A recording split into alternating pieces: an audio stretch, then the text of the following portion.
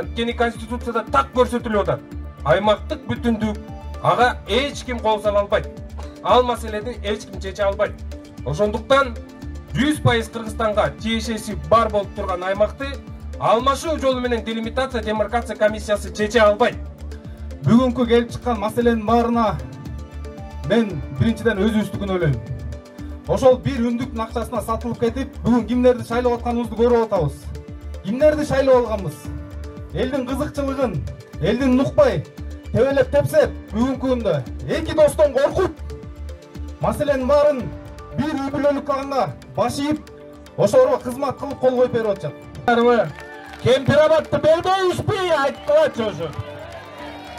Бербегенден соң, анда эмесе дагы бир момундай нерседен учу керек. Урматтуу Атакан Кимсанбай жакшы нерселерди айтып кетти. Ооба, канча 65-жылдан бери эмне деген мыйзамдуу документтер бар бизде колубузда. Ошону карабастан бүгүн алып чыкты. Комитетке алып чыкты. Бирок бир нерсе бар. Конституциясында 3-бөлүгүндө так жазылган.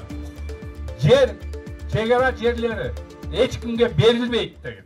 Көрктө деп ошол жараткан көркөмдүү жерди бир берсе, көрктө бал кыргыз жерди деп көдөңгө жанды бир нерсе, ал көлмөмес көз жаш болбосун ой, элим көк жалдар төккөн бир кезде.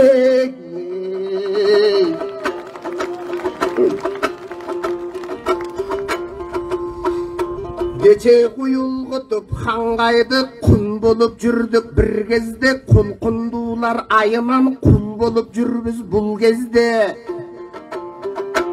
Салтанат куруп дүйнөгө сак болуп жүрдүк бир кезде, самсаалап бүкүл дүйнөгө салпаяк болдук бул кезде. Мен үч суроо менен келдилем,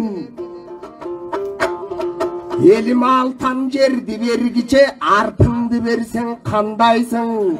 Бул өзөнүңдү бергиче өзүңдү берсең кандайсың?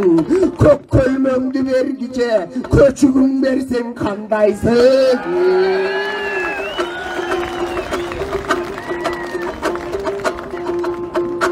Эртеден бери уктукко эчең кептин түрмөгөн.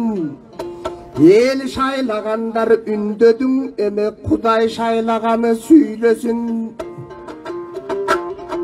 Айланайын калың журт, кары жашың барың ук.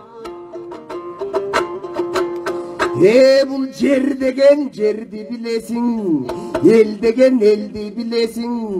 Бирок көз алдыңда мекенди көмүп кантип жүрөсүң. Булуттар көчкөн тоолордо дүмөктөрү калгандыр. Булуттар өпкөн зоолордо элим сүрөттөрү калгандыр. Буга чейин бабаңдын бутуң тийген жерлерден эй, элим жүрөктөрү калгандыр.